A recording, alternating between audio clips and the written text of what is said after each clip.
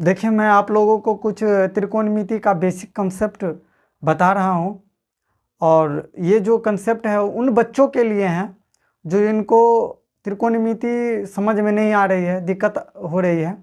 तो आज मैं त्रिकोणमिति का कंसेप्ट समझाऊंगा और प्रश्नावली 8.1 का कोई भी प्रश्न हो एनसीईआरटी में वो आप सोल्व कर सकते हैं।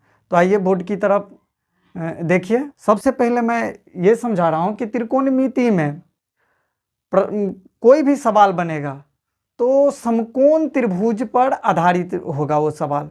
तो आइए देखिए, पहले मैं फार्मूला सूत्र को बताने से पहले मैं कुछ कॉन्सेप्ट समझा रहा हूँ तो समझिए। देखिए, सबसे पहले हम एक त्रिभुज बनाते हैं। ये हुआ समकोण त्रिभुज, इनका नामकरण कर देते हैं। जैसे देखिए ए बी और सी।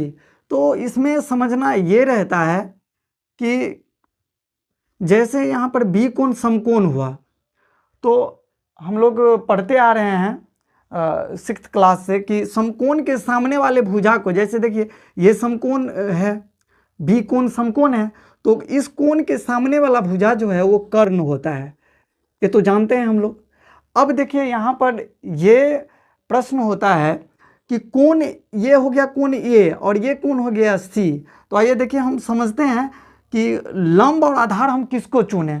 अगर हम कोण ए लेते हैं तो लंब कोण भुजा होगा और आधार कोण भुजा होगा। अगर कोण सी लेते हैं तो कोण लंब होगा और कोण आधार होगा। ठीक है। तो देखिए, अगर कोण ए लेते हैं तो कोण ए के सामने वाली जो भुजा है वो बीसी भुजा है। तो कोण ए के सामने वाले भुजा बीसी है तो बीसी हो गया कोण ए के लिए लंब। कोण देखिए यहाँ पर हम लिख देते हैं और बच्चे लोग जो है ना, आप लोग क्या कीजिएगा, कॉपी लेकर के इसको नोट कीजिएगा ताकि कभी भूलिएगा तो उनको उल्टाइएगा तो आपको याद आ जाएगा। और ये कंसेप्ट जो है बहुत ज़रूरी है त्रिकोणमिति में। अगर ये कंसेप्ट आप नहीं सीखिएगा तो फिर आप त्रिकोणमिति का एक भी प्रश्न हल नहीं कर सकते हैं। तो देखिए, जैसे हम अगर कोण ये लेते हैं कोण ए, तो कौन सा भुजा जो है लंब होगा और कौन सा भुजा आधार होगा। तो देखिए कोण ए के लिए, कोण ए के लिए कोण ए के लिए लंब बराबर कौन भुजा हो जाएगा, लंब बराबर हो जाएगा ये बीसी भुजा। याद रखिएगा, ये जो है ये बीसी भुजा हो जाएगा। ठीक है। कोण ए के लिए लंब बीसी हो जाएगा, बीसी भुजा। और आधार जो है देखिए ये कर्ण हो गया, ये लंब हो गया और ये लंब हो गया, तो बच कौन सा गया, ए बी भुजा ना बच गया। तो ए बी भुजा जो बच गया तो ए बी भुजा को हम कहेंगे आधार। तो आधार बराबर क्या हो जाएगा, आधार बराबर हो जाएगा ए बी।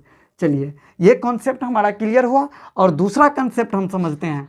चलिए देखिए, कोण सी लेते हैं। अगर हम कोण सी लेते हैं, कोण सी के लिए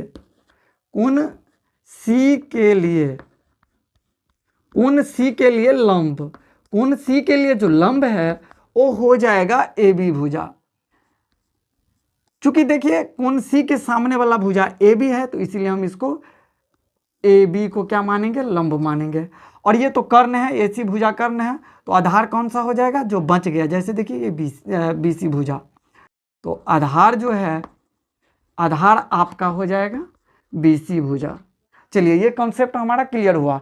अब देखिए दूसरा कॉन्सेप्ट ये है कि अगर हम नाम त्रिभुज का बदल देंगे, समकोण त्रिभुज का, तो उसमें हम कैसे पता करेंगे कि कौन भुजा लंब है, कौन भुजा आधार है, कौन सा भुजा कर्ण है। देखिए ये बहुत इंपॉर्टेंट है, इसलिए मैं आपको बता रहा हूँ शुरू में।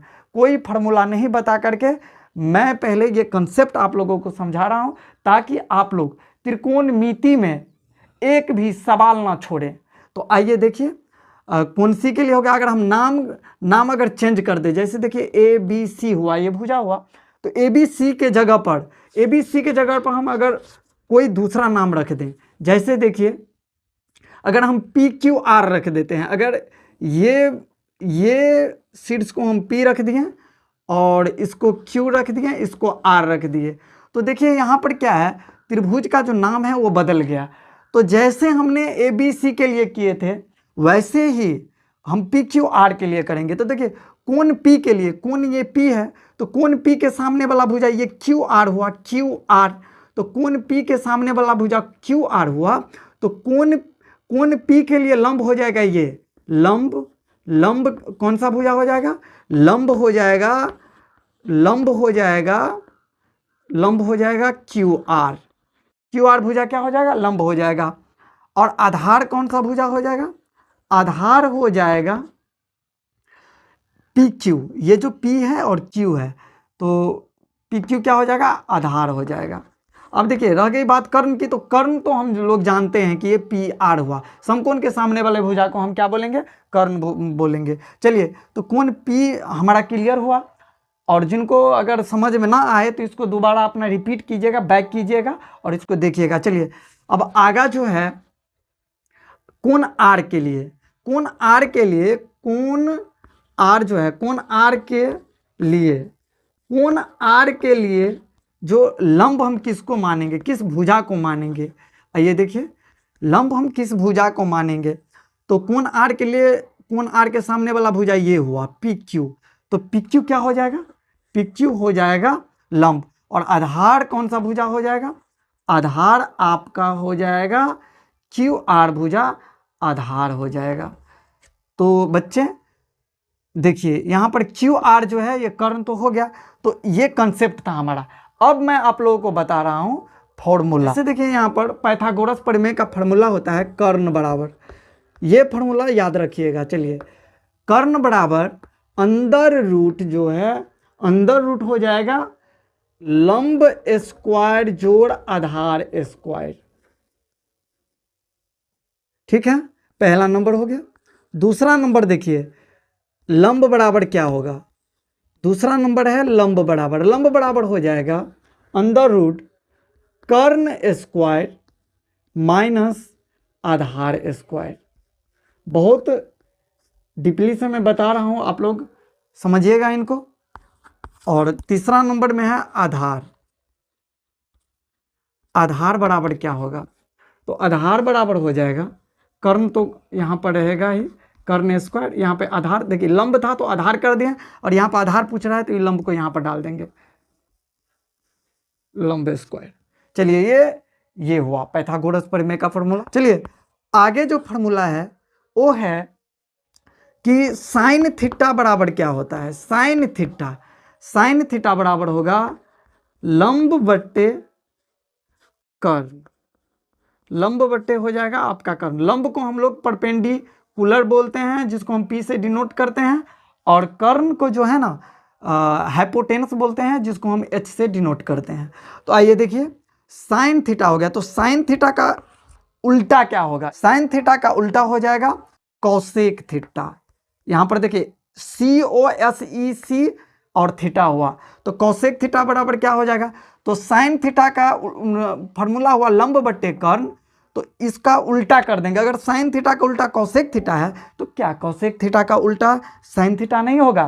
तो देखिए, साइन थीटा का उल्टा, साइन थीटा का उल्टा कौसेक थीटा, तो कौसेक थीटा का उल्टा साइन थीटा, तो साइन थीटा का फॉर्मूला है लंब बट्टे कर्ण, तो कौसेक थीटा का उल्टा हो जाएगा कर्ण बट्टे लंब हो जाएगा।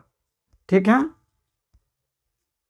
चलिए, थोड़ा वीडियो लंबा हो रहा है तो मैं इनको इस पार्ट में जो है ना, मैं आपको फार्मूला बताऊंगा, अगली पार्ट में मैं प्रश्न को सोल्व करूंगा। तो चलिए, इस पार्ट में जो है ना, मैं आपको पूरा फार्मूला बता देता हूं।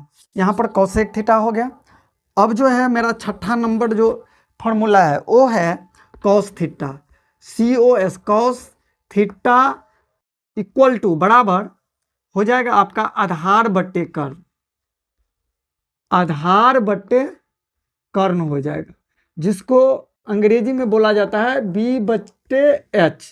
और कॉस का उल्टा हो जाएगा sec, SEC, sec theta equal to, तो कॉस का फॉर्मूला आधार बटे कर्ण, और कॉस जो है सेक का उल्टा है, तो सेक थीटा का क्या हो जाएगा? तो इसका भी उल्टा कर देंगे तो हो जाएगा कर्ण बट्टे आधार। ठीक है, कर्ण बट्टे आधार हो जाएगा। इसको अंग्रेजी में भी हम लिख लेंगे, कर्ण को डिनोट करते हैं H से और आधार को B से करते हैं। आगे है आठवां नंबर जो फॉर्मूला है वो है टेन थीटा। टेन थीटा बराबर होता है लंब बट्टे आधार। आधार है, आधार है तो लंब को बोलते हैं P और आधार को बोलते हैं B। और टेन का उल्टा हो जाएगा कॉट थीटा। आप लोग ध्यान दीजिएगा थोड़ा, कॉट थीटा बराबर आधार बट्टे, इनका उल्टा कर दिए लंब, आधार बट्टे लंब हो जाएगा, इक्वल टू हो जाएगा बी बट्टे पी। चलिए ये हमारे पास फॉर्मूला था। तो अगला जो है कॉन्सेप्ट कुछ हम पार्ट 2 में बताएंगे। तो थैंक यू, धन्यवाद, जय हिंद, जय भारत।